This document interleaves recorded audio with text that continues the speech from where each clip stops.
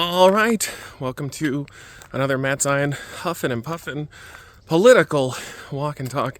I wanted to talk about the recent elections and the government shutdown coming to an end.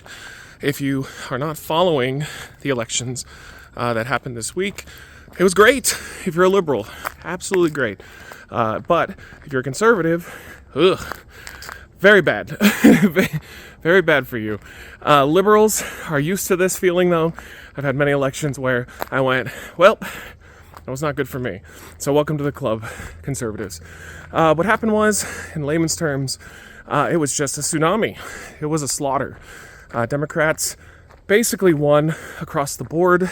It was like 90 to 95% of all of the elections were called for them. It just went great. They flipped states. They held a few that pretty much everybody's predicted they'd lose control of. It just went really well. And polling suggests that there were three things that were major factors in this. The number one, of course, is the economy. Most people that voted basically said, yeah, the economy's great, not good. It's not good at all. It's horrible. If you are struggling, you're a normal person. If you're not, you are the exception. And effectively, it's, gas prices and egg prices are doing a little better, but everything else is just completely screwed. I'm trying to not be Jesus here. There we go. So, for example, grocery prices, completely out of control. Absolutely not doing well. And of course, Trump administration comes out and starts citing examples why that's not true. Instantly debunked. I mean, if you're a normal person and you shop at a grocery store on a regular basis, everything's screwed. Costs of rent, utilities are all spiking up across the board. Just in general, if you are living in this country, everything's too expensive. Everything is going up. And Trump was put into office specifically to stop that. And he has not. His main argument against his predecessor, Joe Biden, was that everything costs too much. And if you get me in there, I'll lower costs. Well, they haven't. And, American people in general have decided that is something he's failed on. So elections went their way because of that. Other thing was government shutdown. This hurt Republicans a lot. I'm going to admit I was in a bubble. I was wrong. I saw the online discourse, which made it look like Democrats were starting to get blamed for it, which I just don't agree with. The majority party is always the one who has to come to the table and compromise, and they just weren't. Republicans were not offering anything substantial at all whatsoever.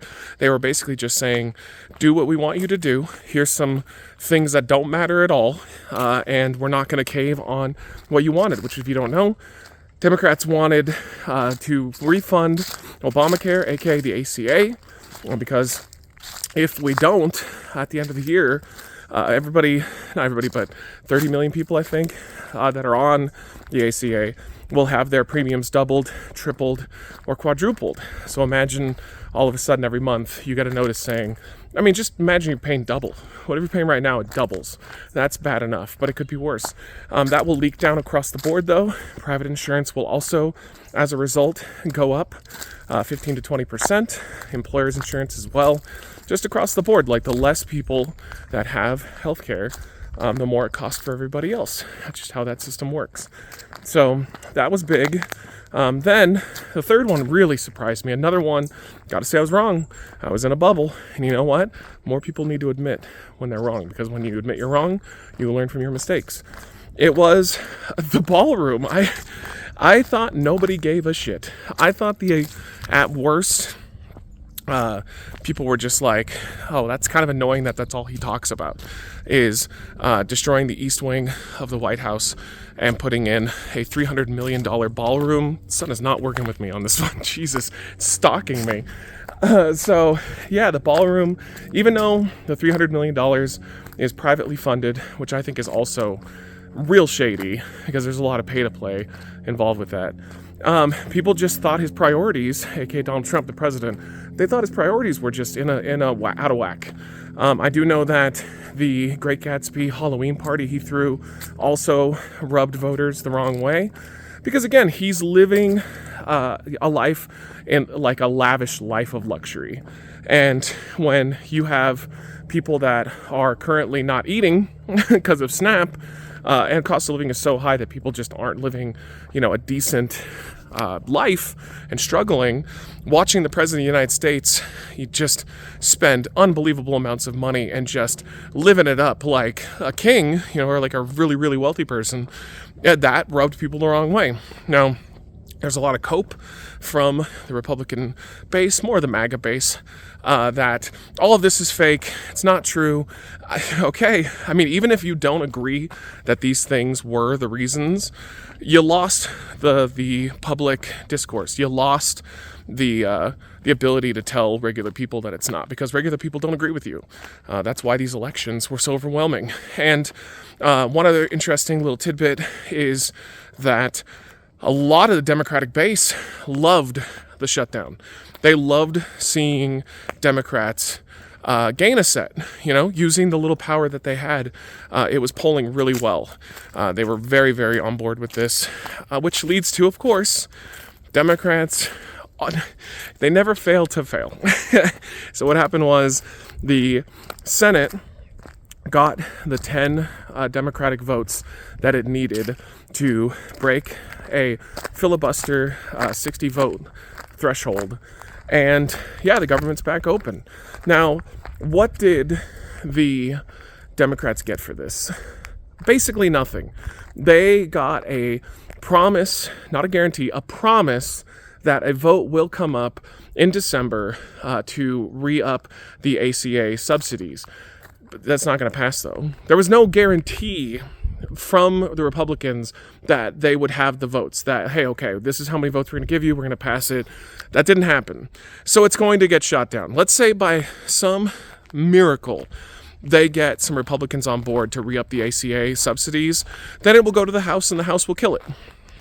Mike Johnson was asked if he would even do a vote on it, and he just walked away. He didn't even answer, which means no, he will not. So Democrats literally got nothing. They got nothing. And they're taking a lot of heat for it, because why would you give up, something, the power you had that was working? Because it was working. It was just a matter of time before the Republicans would have to come to the table and offer something like it's normal. I mean, that's how it works. That's how these negotiations work every single time that they pop up, is you've got to find a middle ground in order to keep things running. Everybody's basically blaming Chuck Schumer, the leader of the Democrats in the Senate. Even though he voted no, reports come out and said he was totally negotiating this thing the entire time with his party. And it makes sense, because out of the 10 people who voted with the Republicans to reopen, most of them are either not seeking re-election, aka they're retiring or leaving office, or they're not up for re-election until 2028. So they're like, oh, well, people will forget about it, what I did by then. Yeah, I mean, my personal opinion on this, I think it's insane. I think it's absolutely insane that they bent the knee, gave up when their base was totally behind it. You can say that maybe most of the country wasn't, which I don't agree, because again, look at those elections. There was even a shift of 9% or so of MAGA, people who identified as MAGA, that voted Democrat because they're just not happy with the way things are going. They might like, Trump, and they might like the Republican Party, but they didn't like what was happening right now. And your affiliation is only going to be so strong until you can't put food on the table to eat. So Democrats completely caved, they crumbled, and that's just what they do. The nice thing about this, positives. It does look like, I think this is the end of Chuck Schumer. I think he's done. My prediction is he is going to be primaried into oblivion. His approval rating is lower than Trump's. It's like 27% versus Trump's 37%. So it dropped even further after this. Clearly he cannot keep his people, together.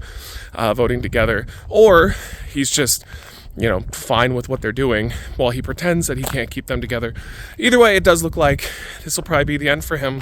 Good, he's terrible. You need somebody in there with balls, somebody that can actually stand for what they say. That's about it. That's the silver lining. Trump, for like the first 2 days after the election, was talking about affordability. You could tell that the people around him were, telling him, we need to start talking about this. This needs to be important. And he's already backtracking on it. Now he's calling it a scam, saying affordability is made up by the Democrats. Yeah, I don't know, man. It does seem like he's throwing some weird suggestions out there, but ultimately the problem, if you are a conservative and you support Trump, the problem you're going to run into is he doesn't want to tax rich people. He and his friends are rich people, and he would rather just milk the teat dry in financial terms than ever do anything for working class people. Now, if he can, he will, but he's not going to do it at the sake of rich people and he himself losing money. And that's why, I'm sorry, but if you're MAGA, you're fucked. You're totally screwed. You put in for a guy who told you that he was a working class hero and that he would be here for you guys. It's already been a year. He's not here for you at all. If you love, ICE beating the shit out of people, or breaking the law and treating minorities like shit, then he's your guy.